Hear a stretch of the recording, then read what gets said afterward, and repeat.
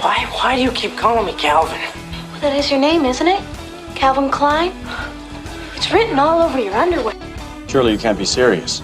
I am serious. And don't call me Shirley. Fredo, you're my older brother, and I love you. But don't ever take sides with anyone against the family again. Ever. Top news stories of the week. Time to find out once again with Megan Olson and News of the Week on the Al Travis Show. Love having her on. Megan, how are you? Good. Happy to be back for another week. It kind of seems like maybe our news cycle is finally slowing down a bit, or at least transforming. It's going to change. I think it's going to be two sides boxing each other off, and it's going to go nowhere, but we'll talk about that in a sec. We don't do sports because it's not your gig, and if we'd be talking Minnesota Vikings, it's fine. I got it. Not a problem. But can we talk the weather? I believe the reason the weather, there's not quite as much news, almost every Minnesotan was outside for the last 3-4 days, right? I mean, it was gorgeous. This is our first kind of false spring. It's going to get back into the 20s. It's going to be chilly and gross, so everyone's been taking advantage of it. And yes, I do think the weather does kind of play into the news cycle, and people are, not sitting on their phones all cooped up anymore, and things kind of change from there. And Which is a good thing. Get outside. Not like we can talk weather a lot, but man, is it nice, right? I mean, come on. This is what we're looking for. This is what we need. And then I looked down the forecast and it looked like double digits in northern Minnesota for snowfall. Yeah, we're not done yet, people. Hang in there. So, all right, we won't talk weather. Now, let me ask you this, because you're a student of the game. All 201 elected offices are up for grabs here in November. We have a 67-67 tie in the House as it sits. We have a 34-33 in the Senate, one vote change there. We've had some of the biggest news stories. You and I have been talking about it for 9 months. The shootings of the Hortmans and the Hoffmans, the fraud, and then now the ICE stuff, right? Can anything get done of any consequence in this situation? My hope is, that'll lead the witness, my hope is that there are so many people leaving, legislators, right? They just aren't going to run for their seat again. Could this be the time some of them, pardon the expression, man up and take a tough vote? Is it your thoughts on it? Is we're going to just be stalemate, or will some of these people say no? Because each side needs one to make something happen. I'll be that guy.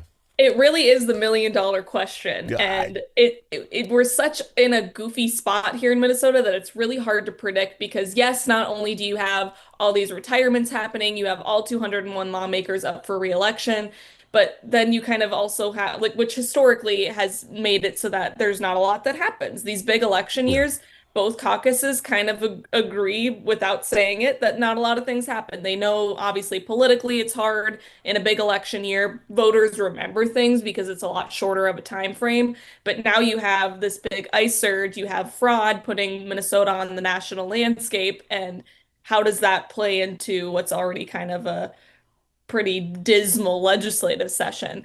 I still don't think a lot's going to happen. My gut is telling me it's going to be slow. It's going to be boring. It's a short session. We're starting now here in February. We go until, I think, mid-May or so. The House is still doing the whole co-chair thing where a DFL member and Republican member are both co-chairs, which means they only get the gavel about 4, maybe 5 times, which means they can't really do much. They can't pull a lot of bills through committee. So, yeah, I don't know. I think it's going to be quiet. For the better, maybe? Well, no, and I would say not. And here's why. Before the summer of fraud, right, we were going to the gun thing. We get done with session. And in the last session, it was 60-7 on the Senate side for this Office of Inspector General. They realized that they needed. That's senators from both sides. On the House side, they split it right down the noogie, 67-67, and they weren't going to touch it. The Republicans wanted, Democrats said no. Why? You think to yourself, I don't know. But now we've had 9 months of fraud, not just in Minnesota, but being nationwide. You cannot be in Minnesota and not understand fraud's going on here. That doesn't change one Democratic legislator to say, yeah, we got to get this thing and do it. You know what I'm saying? To me, if what we've seen happen with fraud across the nation doesn't change one Democratic vote to say we need somebody independent, this state may be in trouble. I mean, real this trouble. last year, you had the Senate that passed their bipartisan proposal for Office of Inspector General. I believe you have the Democratic senator who kind of helped push that through on the program. And that was great. But the House being tied, Senator Gustafson, everything stopped there. So, I mean, I think now we're at a point where politically, I think both sides agree, let's do something. Is it the Inspector General that passed the Senate in 2025? I think it should be. But will they actually take that up? I don't know. But then do this, and maybe just people listening to the sound of our voice. Should nothing get done in this department this year, remember it in November. Remember it huge in November, because we haven't seen enough problems to get you up off your backside to vote for change. We never will. This state will be in huge trouble. But the real question is, who are you remembering it for? Because you have all these legislators and legislative leaders running for other political office too. That's kind of muddying the waters. Am I remembering this fraud stuff for my local elected official who isn't running for anything? They're just running for re-election? Or is my local elected official running for governor now? Or auditor? There's just so much kind of muddied. And I understand it's legal. They can do that. Yeah. It just feels a little funny. Oh, it's more than, but it's, and we've been talking about it on this show a ton. This Optum group, I was completely against. We have an independent auditor now, right? Office of Legislative Auditor that comes out, gives us report after report, and no one ever follows it. Sometimes they don't even give it a hearing day. She's been doing that stuff for forever. The governor decides to spend $2 million on Optum. They get to come in and take a look around. Did you catch the first report? The first report comes out and says, AI oh, by the way, as well. Well, yeah, they look, okay. Preliminary analysis, Minnesota Medicare payouts found that if we just followed our policies, we'd save $1.7 billion. We're just not doing the rules we have. Okay. Remember when the president came out and said there could be $1 billion in fraud in Minnesota? $1 billion. And our fine paper. There's no way. The Star Trek, you can't prove that to us, $1 million. No way. And people were upset, right? And now we're up to $9 billion or something could be the problem. Well, let's just get rid of fraud. $1.7 billion, the same thing that teed everyone off, $1 billion. The $1.7 billion is us not following our own rules, Megan. If that isn't enough for you to say, wait, because if it's the guy's name, Minnesota Medicare Director John Connolly, he comes out and just so you understand, this is not fraud in my department. This is us just not following policies. How is he still employed? He came out and wanted to make sure you knew that $1.7 billion was on my watch, not someone stealing. And this is okay in Minnesota, in the state. You know, the people in charge of Medicaid. This is normal, everyday about business for them. And it has to change. You decide if it's your legislator who's on that side or not. But somebody has got to take charge and say, this is not what we do. $1.7 billion. Well, and I think we saw the House Republican caucus yesterday talk about their legislative priorities. Fraud is obviously top of the list. Complete contrast to the DFL that's coming out and talking about passing legislation, making it ICE.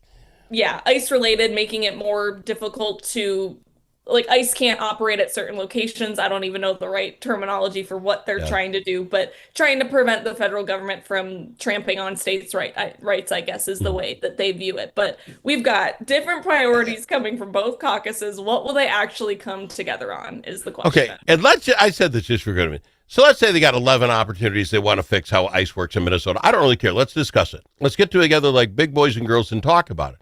How does the Democratic Party not have one on fraud? One of their priorities, not one saying, oh, by the way, we have this one thing we'd like to do about fraud. Nothing. It's like a whisper quiet thing. Republicans on the other side, hey, figure out how we can fix ICE, but you know what? Get on fraud. It seems like we just can't even agree to have the conversations that we need to have. You know what I'm saying? That's what. I'm so mad. I got to go to break. You ready to go to break? We'll go to break. Yeah, I've got to make it news and review. We've got much more on the Al Travis Show. At LGH Wealth Management, our mission is to create financial empowerment through independent, personalized, and authentic financial planning. That means meeting you where you are and helping you get where you want to go. Whether you're a business owner planning for growth, succession, or a future sale, or a hardworking individual looking to get ahead, reduce stress, and tackle life's financial challenges, we're here to help. From retirement planning and investment management to tax-efficient strategies, estate planning, and risk management, LGH Wealth delivers comprehensive guidance you can trust. Call LGH Wealth Management today at 507-525-7324. That's 507-525-7324. Securities offered through JW Cole Financial Incorporated, JWC, member FINRA SIPC. Advisory services offered through JW Cole Advisors Incorporated, JWCA. Lubeck Geisler Ham Wealth Management Incorporated and JWC JWCA are unaffiliated entities.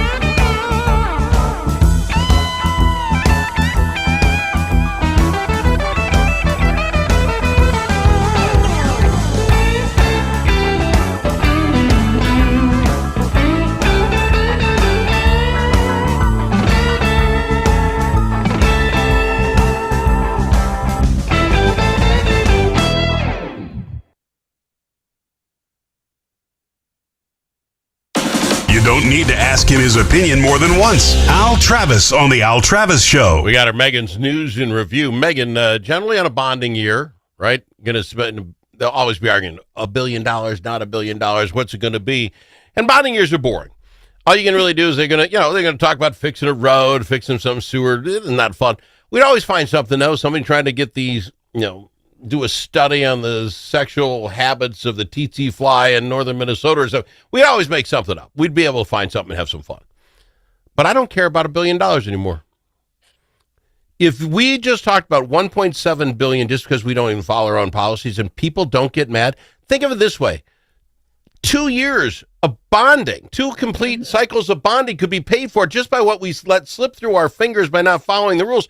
If you've got a bad road, your sewer stinks, think about that. You know what I'm saying? And that $1 billion. coupled with the fact that with this last legislative session and with what's happening at the federal level, counties and cities are already feeling such a huge squeeze and not being able to fund their own infrastructure, let alone obviously get support from the state. I mean, the reality is, and, we talked about this at the beginning of our program, you said you think you might see some crazy things. I said, I think it's going to be quiet. The reality is they don't have to do anything. The government stays open. They passed a budget last year for 2 years. They're good.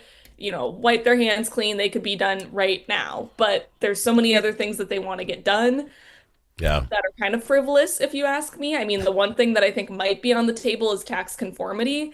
But at the same time, if we do that, if we conform to, federal tax laws, we risk losing about $250 million in funding, which is tax on tips and tax on overtime alone. And we're facing a budget shortfall. So I don't know if I see the DFL going for that one, but we're the only, let's conform. This looking at a budget shortfall is just beyond me. We went from 10 billion. We have $62 billion budget. They balance, they throw in another 10 billion, and all of a sudden 2 years later, we're going to be underwater. The only way is by all this. Okay. And I think the way the DFL is going to try and spin it is that, well, we have a temporary surplus. We don't have a budget deficit yet. It's a structural deficit in the long term. So let's try and spend some of this money now versus I think what we're going to see is Republicans saying, no, we can't pass anything new. We don't have the funding to do this. Let's just not push anything too hard. We haven't even talked about what's going on with paid family leave and where that's going. I mean, all that. But where are you sitting when you look at who's running for what and how's it working? Last time we talked, that'll be a week ago, that Senator Jensen went from running for governor to I'm not running for governor to, but I am going to run for the auditor spot. Yeah. Didn't seem to hurt him in that name recognition means something in that position. As any of the other races seem to shake it? I'm really weird that more Republican governor candidates haven't dropped out. Yeah. And I think that's because, I mean, I think this weekend you have a bulk of BPOU conventions. So all the Senate districts, most of them are getting together this weekend. I think some got together last weekend. But I think we're going to see a lot of them this upcoming weekend where potentially some straw polls are going to come out and then more straw polls. And then we're going to see a little bit of a shakeup from there. But yes, I agree with the number of Republican candidates that we have. I am shocked that after the first caucus night with the straw polls showing what it did show, that we didn't see more people drop out. And is that because, the front runner has a running mate already? So there isn't really any kind of like political chips to spend or cash in on? I don't know. See, that's a great point. I have a guy coming, by the way. Have you heard of Tom Weiler? Tom Weiler. So. Yes. He's running for governor on the Republican side. His people got a hold of me, kind of push him like, I don't know Tom. I don't know Tom from, anybody else, but I'd like to find out. Now, I don't want to do this for all 14. I'm going to be quite frank with you, but I want to find out this man who, you and I do this every week. I do this all day long, every day, and I didn't know who he was. And he's running for governor. We're going to talk to him, see where he stands out, why he thinks he has a chance. That's coming up on Thursday this week. Yeah, it'll be interesting to know, because some people do toss their hat in the ring just to kind of get it out there and kind of connect with other politicos, maybe then dip their toe into running for state representative or state senate. Kind of a weird way to do it, if you ask me. Seems like a lot of paperwork you have to fill out to run for governor and all the things, but to each their own. My thought was you get out there and you get your name right, and again. Now with 14 of them, he's not getting the name up, but you get your name out there as I ran for governor. So when you go to your BPOU or you want to be the president of your thing, maybe there's some, hey, I've been in here, I put my name in the ring. There's some caveat for putting your name in the ring. I just don't know with any kind of, when they do the let's meet the governor candidate thing forums, you're not putting all 14 up there. How do you're cutting some off because you just don't have stage room. Well, I find it. I was just going to say, I think we're still kind of in that residual Trump era of, political outsider, the one that goes unrecognized is probably the one, we should go for. I think that's still kind of lingering out there. And I will say for Republicans in this state, I think we have to move away from that and we have to go towards who has the name recognition, who has the resume built up to actually win. Well, see, and that's the whole caucus thing, right? If there are 350, maybe 700 people that vote in a Republican, the state convention. Well, maybe this Tom guy is buddies with most. I don't know. I'm going to find out. Well, no, then you really don't have to schmooze everybody. You have to schmooze 700 people. Which is why we should be a primary state. I don't disagree, but my point is that's how I think some of these folks, and I don't know, Tom, I'll find out on Thursday. I seriously don't know anything about him. But when he comes in, if he says, hey, I already know 300 of those guys. I've been doing this, that. We bowl together or whatever. He's got that locked up. Well, then maybe this makes some sense for him. But it'll be interesting to see how he does it because I had no clue. Megan, love having you on the program. Always do. Yeah, we'll be back next week. I mean, session starts today. So next week, I'm sure we'll be talking about some more bill introductions, things happening at the Capitol. So it's my favorite time of year on the show. We'll be back talking about the top Minnesota news stories of the week on the Al Travis Show with Megan's News and Review. You need a friend at the Capitol who knows how to get